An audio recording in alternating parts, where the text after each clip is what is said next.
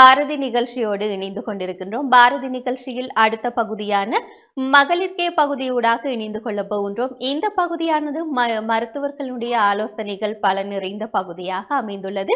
பெண்களாகிய எங்களுக்கு ஏற்படக்கூடிய நோய்கள் சார்ந்த அவற்றிற்கான தீர்வுகள் சொல்லக்கூடிய பகுதியாகத்தான் இந்த பகுதியும் அமைந்துள்ளது.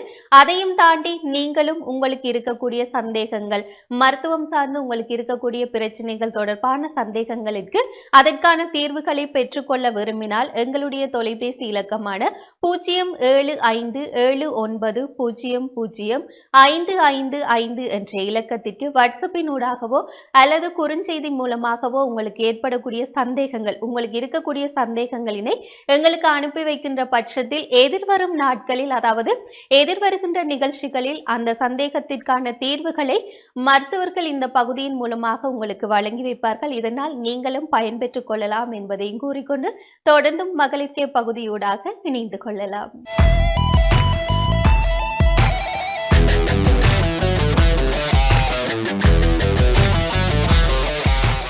இன்றைய நாளில் மகளிர்கே எனும் நிகழ்ச்சியில் பெண்களுக்கு ஏற்படுகின்ற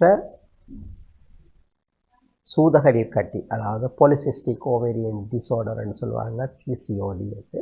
அதற்கும் ஒபேசிட்டி, உடற்பருமனுக்கும் உள்ள தொடர்பாக உங்களோடு கலந்துரையாடலாம் என்று எண்ணுகிறேன். அந்த வகையில் உண்மையில் இந்த பிசிஓடி, பாலிசிஸ்டிக் ஓவேரியன் டிசார்டர்ஸ், அதிகமாக இன்று எமது பெண்களில் ஏற்படுகின்ற ஒரு மிகப்பெரிய பிரச்சனையாக அமைகின்றது. இதனுடைய விளைவாகவே அநேகருக்கு திருமணமான பின்னர் குழந்தைகள் இல்லாத நிலை கூட ஏற்படுகின்றது. உண்மையில் இது இளம் வயதிலேயே இவ்வாறான நோயாளர்கள் தங்களுக்கு மாதவிடாய் வருவதில் சிக்கல், 3 மாதத்துக்கு பின்னர் வந்து பிறகு திருப்பி அடுத்த 3 மாதத்துக்கு பிறகு வரும். அவ்வாறு ஒரு சீரற்ற தன்மையை அவர்கள் அவதானிப்பார்கள். அந்த வகையில் மருத்துவர்களை அவர்கள் அணுகுகிறார்கள். இவ்வாறான நிலையில் அவர்களுடைய பரிசோதனைகளை மேற்கொண்டிருக்கிற வேளையிலே அவர்களுடைய முகங்களில் ஆண்களுக்கு இருப்பதைப் போலவே ரோமம், அதாவது முகத்திலே ரோமம் உருவாகும்.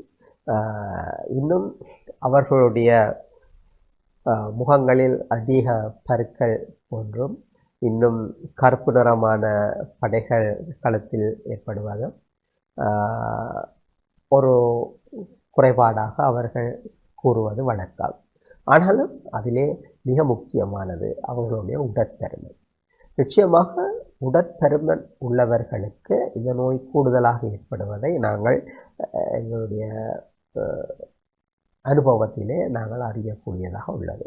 அந்த வகையில் நிச்சயமாக உடற்பருமனை சரியான முறையிலே இளவயதிலே பெண்கள் பேணப்பட வேண்டும் என்பது மிக முக்கியமானது ஒன்று.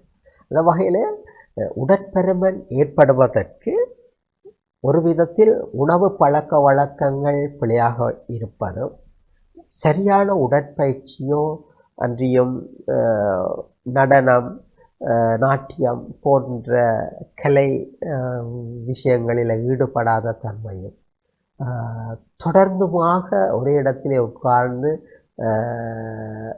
ஃபோன், டிவி போன்றவற்றோடு தங்களுடைய காலத்தை செலவழிப்பதாலும் அதிகமான பெண் பிள்ளைகள் என்று சரியான உடற்சுற்றலுக்கு ஏற்றது போல அல்லது சரியான இடைச்சுற்றளவுக்கு ஏற்றது போல தங்களுடைய உடல் வாகவை, உடற்கட்டமைப்பை பேணுவதிலிருந்து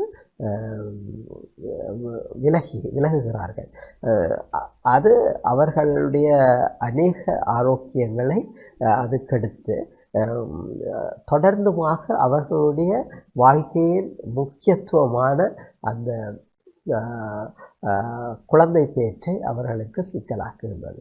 எனவே நிச்சயமாக பெண்கள் இளம் பறையாத்தினர் தங்களுடைய உடற்தெளிவு சுற்றலை, தங்களுடைய உடல் நிறையை சரியான முறையில் பேண வேண்டும்.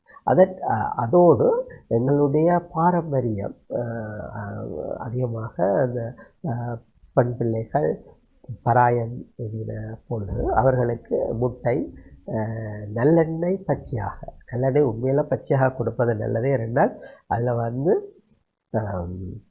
வந்து மோனோ அன்சாச்சுரேட்டட் ஃபேட்டி ஆசிட்ஸ் கூடவே இருக்குது. அதனால் அங்கே பச்சையாக நல்லெண்ணெய் பாய்ப்பது சிறந்தது.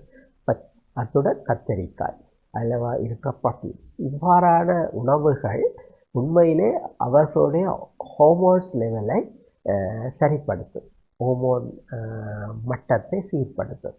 அதன் மூலம் அவர்களுக்கு இந்த ஆண்ட்ரோஜன்ஸ் ஹார்மோன்ஸின் தாக்கம் குறைந்து அவர்களுக்கு இவ்வாறான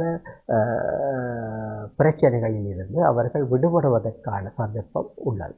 அதோடு கடும் அதிகூடிய கலோரி உள்ள உணவுகளான ஐஸ்கிரீம், சாக்லேட் மற்றும் கொழுப்பு சேர்ந்த உணவுகள் கூடுதலாக உண்பதை தவிர்த்து அவர்கள் தங்களுடைய உடலை ஆரோக்கியமாக பேணுவதன் மூலம் மகளிர் தங்களுடைய உண்மையான அந்த வளத்தை சரியான முறையிலே நமது சமூகத்திற்கு பயன்படுத்தலாம் என்று கூறி விடைபெறுகிறேன்.